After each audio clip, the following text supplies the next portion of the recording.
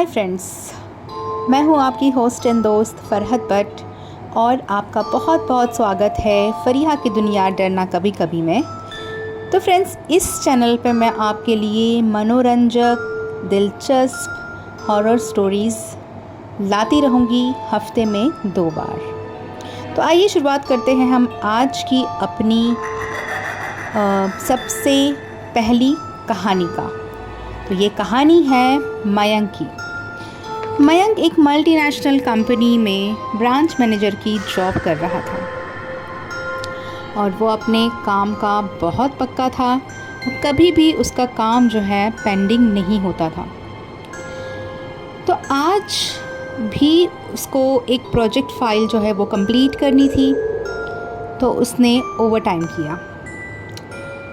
और मयंक को कोई चिंता की बात भी नहीं थी क्योंकि उसके पास उसका कन्वीनियंस, उसकी बाइक थी, जो कि अगर वो लेट भी हो जाता है तब भी जाने में उसको घर दिक्कत नहीं थी। तो इसीलिए उसने ये सोचा कि अगर मैं थोड़ा सा रुक कर काम कर लेता हूँ तो कल के प्रोजेक्ट के लिए, कल की मीटिंग के लिए मेरी जो फ़ाइल है वो रेडी हो जाएगी। तो अब देर तक उसने 2 घंटे का उसने ओवर टाइम लगाया और देर तक काम करके उसने अपना जो प्रोजेक्ट फ़ाइल था वो कंप्लीट कर दिया। अब मयंक अपनी बाइक उठा के अपनी मस्ती में गुनगुनाता हुआ चला जा रहा था। मौसम भी अच्छा था, सर्दियों का मौसम था, ठंड शुरू हो गई थी और मयंक जो है वो गुनगुनाता हुआ उस रास्ते से निकला। थोड़ी दूर जाने के बाद उसको ऐसा महसूस हुआ किसी ने उसको आवाज़ दी है। वो रुक गया, रुक के वो पीछे मुड़ा और पीछे मुड़कर देखा कि वहाँ कोई नहीं था। वो फिर से अपनी बाइक की तरफ आने लगा। तब उसको फिर एक आवाज़ आई जो कि बिल्कुल ऐसा लगा कि उसके कानों में किसी ने बोला, रुक जाओ, रुक जाओ। तो मयंक वहीं पे रुक गया और उसने फिर पीछे मुड़कर देखा। पीछे मुड़कर देखा, फिर पीछे कोई नहीं था। तब उसको फिर एक बार आवाज़ आई, सामने देखो, सामने देखो। उसको ये आवाज़ आई कि सामने देखो। और जैसे ही मयंक ने सामने देखा तो उसे ज़मीन पर कुछ चमकती हुई चीज़ नज़र आई जो उसके थोड़ी दूरी पर थी। बट जब वो उसके पास गया और बिल्कुल सामने से उसने देखा तो वो चमकती चीज़ एक नायाब हीरे की तरह लग रही थी। मयंक ने वो हीरा उठाया और उसकी चमक इतनी ज़्यादा थी कि मयंक के चेहरे पे मुस्कुराहट आ गई। मगर वो हीरा कोई मामूली चीज़ नहीं थी, वो मायावी हीरा था, वो तिलिस्मी हीरा था। उस हीरे ने मयंक से बात की। उसने कहा, क्या तुम्हें ऐसे और हीरे चाहिए? मैं हूँ आपकी होस्ट एंड दोस्त। मयंक खुश हो गया, उसकी खुशी का कोई ठिकाना नहीं था। बहुत स्वागत है फरीहा की दुनिया डरना कभी कभी में। ऐसे और हीरे चाहिए। तो फ्रेंड्स, इस चैनल पे मैं आपके लिए तो उस हीरे में से दोबारा आवाज़ आई। उसने कहा, हॉरर स्टोरीज कि जहाँ तुम खड़े होंगी हफ्ते में 2 बार, वहाँ की ज़मीन। आइए शुरुआत करते हैं हम आज की अपनी और भी बहुत सारे सबसे ऐसे हीरे पहली कहानी का, जो कि बहुत नायाब। ये कहानी है मयंक की खुशी का तो कोई ठिकाना नहीं। एक मल्टीनेशनल कंपनी में ब्रांच मैनेजर जल्दी से वो हीरा जो उसके हाथ में था उसको अपने पॉकेट में डाला। काम का बहुत पक्का था, पागलों कभी भी उसका काम जो है पेंडिंग नहीं होता था कि वहाँ से और उसको हीरे मिलेंगे। भी उसने काफ़ी एक प्रोजेक्ट फाइल जो है वो कंप्लीट करनी थी। ज़मीन तो उसने ओवर टाइम खोता गया और मयंक को कोई चिंता की बात भी नहीं थी क्योंकि उसके पास उसका कन्वीनियंस, उसकी बाइक थी, जो कि अगर वो और लेट जब भी हो जाता है तब भी उसका हाथ जाने किसी में चीज़ उसको पर घर पड़ा, दिक्कत नहीं थी। तो उसने तो इसीलिए गौर से उसने देखा, क्योंकि वहाँ ये रात सोचा हो कि गई थी, अगर मैं अंधेरा थोड़ा सा बहुत रुक कर काम कर ज़्यादा लेता था, हूँ तो कल तो के उसको देखना भी प्रोजेक्ट के मुश्किल हो लिए, रहा था। कल लेकिन की मीटिंग के लिए मेरी जो फाइल है उसने वो रेडी हो जैसे जाएगी। ही वो पूरी मिट्टी हटाई, तो अब तो उसने देर तक देखा उसने कि वहाँ पर 2 एक घंटे का कटा उसने हुआ ओवर टाइम सर लगाया था। और देर तक काम करके उसने मयंक अपना जो प्रोजेक्ट फाइल था बिल्कुल वो कंप्लीट कर शॉक्ड, दिया। अब उसके मयंक हाथ अपनी पैर में से बाइक उठा जान के निकल गई अपनी थी, मस्ती में गुनगुनाता हुआ और वो चला जा रहा डर था। के मारे मौसम भी उसकी अच्छा था, आवाज़ ठंड बंद हो गई थी, सर्दियों उसकी का मौसम चीख था, भी नहीं ठंड निकल शुरू पा हो रही गई थी और और वो मयंक जो है डर वो के गुनगुनाता हुआ पीछे हो उस गया। रास्ते से निकला। थोड़ी दूर जाने के बाद थोड़ी देर में उसको ऐसा महसूस हुआ उसने देखा कि किसी ने उसको आवाज़ वो दी जो है। सर था ज़मीन में वो दफन, रुक गया, वो सर हवा में उड़ रुक रहा के है। वो पीछे मुड़ा वो सर उसके और आस-पास के पीछे उसने मुड़कर कई देखा कि चक्कर वहाँ लगाए। कोई नहीं था।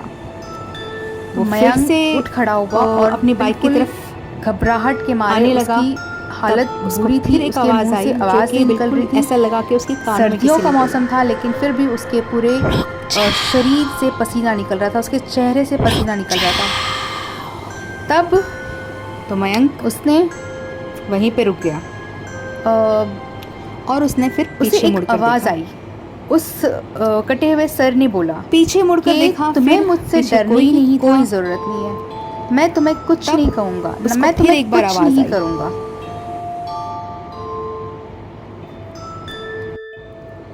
मैं तुम्हें और हीरे जवाहरात दूंगा, मैं तुम्हें मालामाल कर दूंगा, मगर तुमको पहले मेरी बात पूरी सुननी होगी। मयंक के दिल में लालच आ गई और वो खुश भी हो गया था कि इतने सारे हीरे जवाहरात उसको मिलने वाले हैं। उसने पूछा, क्या? तो उस सर ने कहा, तुम्हें और ऐसे हीरे चाहिए? उसने कहा हाँ। मयंक ने कहा हाँ। तो उस सर ने कहा कि मेरे पीछे पीछे आओ। और मयंक वो उड़ते हुए सर के पीछे पीछे चलने लगा। 1 किलोमीटर की दूरी पे जाने के बाद वो सर रुक गया और मयंक भी उसके पीछे रुक गया। अब उस सर ने कहा, जहां तुम खड़े हो उसके सामने तुम्हें ज़मीन खोदनी है, खुदाई शुरू करो, तुम्हें ऐसे बहुत सारे हीरे मिलेंगे, खुदाई शुरू करो। मयंक ने फिर खुदाई करना शुरू किया और काफ़ी टाइम तक खुदाई करते करते करते करते करते करते 2-3 फीट का गड्ढा और उसने खोद दिया और उसने देखा, जो चीज़ उसने देखी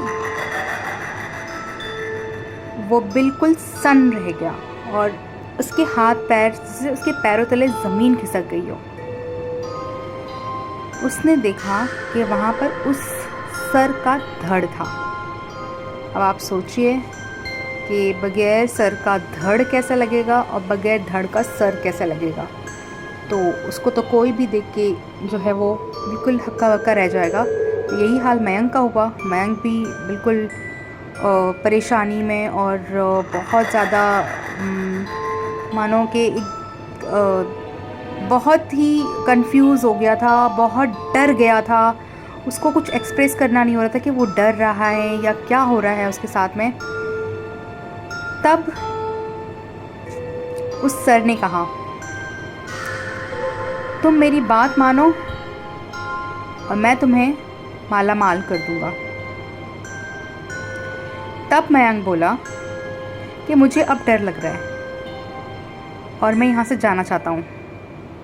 तो उसने कहा कि अगर तुम मेरा काम किए बगैर गए, तुम्हें अब मेरा एक आखिरी काम करना है और अब तुम मेरा काम किए बगैर चले गए तो याद रखो, मैं तुम्हारी पूरी दुनिया हिला दूँगा। तुम्हारी ज़िंदगी एक नर्क में चली जाएगी, ऐसा हाल मैं तुम्हारा कर दूंगा। तो जो मैं बोल रहा हूँ वो तुम्हें करना होगा। जो मेरी बात पे अगर तुम अमल करोगे तो तुम्हें फ़ायदा पहुँचेगा, और अगर मेरी बात को तुमने अनसुना कर दिया, इनकार कर दिया, तो तुम बच नहीं सकते। तो मयंक ने बोला कि बताओ क्या करना है, बस मैं जल्द से जल्द यहाँ से जाना चाहता हूँ। मयंक को उस सर ने कहा, कटे हुए सर ने कहा कि तुम्हें अब मुझे 1 लोटा खून लाकर देना होगा। जैसे भी हो तुमने मुझे 1 लोटा खून लाकर देना है। मयंक बिल्कुल चौंक गया कि वो क्या सुन रहा है। मयंक ने कहा, क्या 1 लोटा खून? वो मैं कहाँ से ला सकता हूँ? तो उसने कहा, जैसे मैं बोलूँगा वैसे करो, कहाँ से लाना है वो मैं बताऊँगा तुम्हें, बस तुम्हें ये काम मेरे लिए करना है। आओ मेरे पीछे। उस सर ने कहा मयंक को, आओ मेरे पीछे। सर फिर से हवा में उड़ने लगा और मयंक उसके पीछे पीछे पीछे जाने लगा। कुछ दूर जाने के बाद उसने एक तरफ एक इंसान को जाते हुए देखा और मयंक से कहा, वो जो इंसान दिख रहा है, तुम्हें उसका खून लाकर देना होगा, तुम्हें उसको मारना होगा और उसका खून मुझे लाकर देना होगा।